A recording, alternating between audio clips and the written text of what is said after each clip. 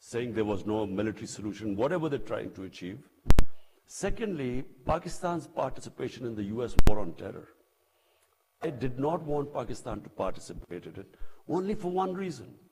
In the 80s, Pakistan had helped the US in fight the Soviets in Afghanistan, arming the Mujahideen, and calling jihad the jihadis were heroes because they were fighting foreign occupation against the Soviets.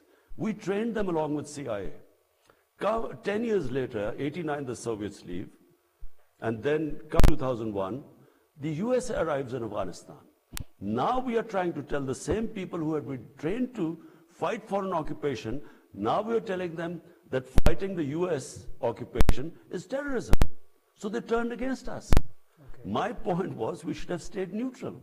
So the Pakistani Taliban turned against us because all the operations against the Soviets took place from the tribal areas, adjoining districts to Afghanistan. They became Pakistan Taliban who turned against us. And secondly, the old Mujahideen groups, they turned against us, like Al-Qaeda. So Pakistan lost 80,000 people. I mean, which ally of the US lost so many people? And yet Pakistan got blamed for the failure in Afghanistan. So I disagreed with that. But apart from that, right now we have shared aim with the US. We want no terrorism from Afghanistan. We are against international terrorism. So is the US. So we have a shared interest. And I hope that US also realizes that they originally came to Afghanistan to fight international terrorism, Al-Qaeda. And now if it goes into chaos, you could end up the same position again. So therefore, we have a shared interest for stability in Afghanistan. Okay, so does that mean that Pakistan will participate in this over-the-horizon policy strategy? It can only happen with the permission of the Taliban government. And if they allow it, then it can happen. But otherwise, last thing we want is another conflict with this now Afghan government. After having lost 80,000 people now, Pakistan cannot afford another conflict. So we will be partners in peace with the US, but not in conflict. Okay. Let me ask you a bit of a personal question, but when I was living in Pakistan at the end of the 2009, 2013, Secretary of State Hillary Clinton came to Pakistan for a visit, and she was asked by a student in Lahore that, you Americans, you abandoned us after 89.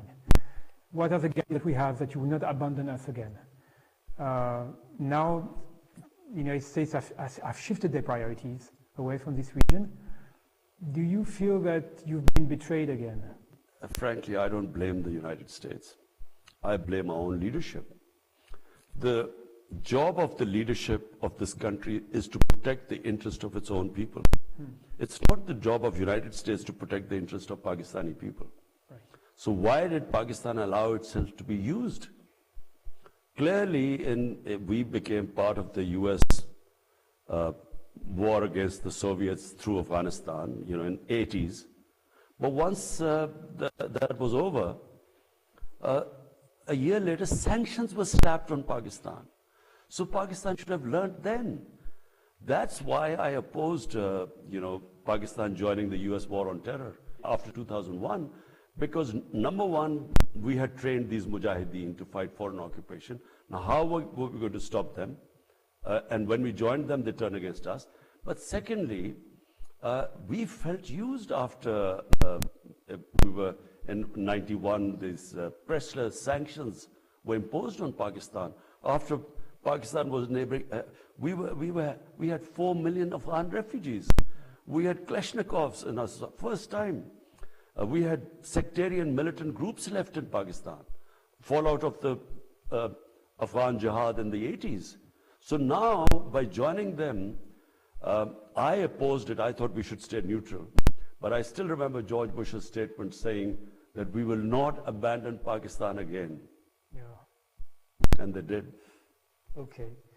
Last question. Do you have any plan to visit France? Is there any official visit for France which could be in the pipeline anytime soon, or is it something that you could do? Not yet, but yes, of course, I would like to visit France. After Prime Minister Gilani in 2011, it's been 11 years since the Pakistani Prime Minister's visit France, but I hope it will happen. Thank you so much for your time, Mr. Prime Minister.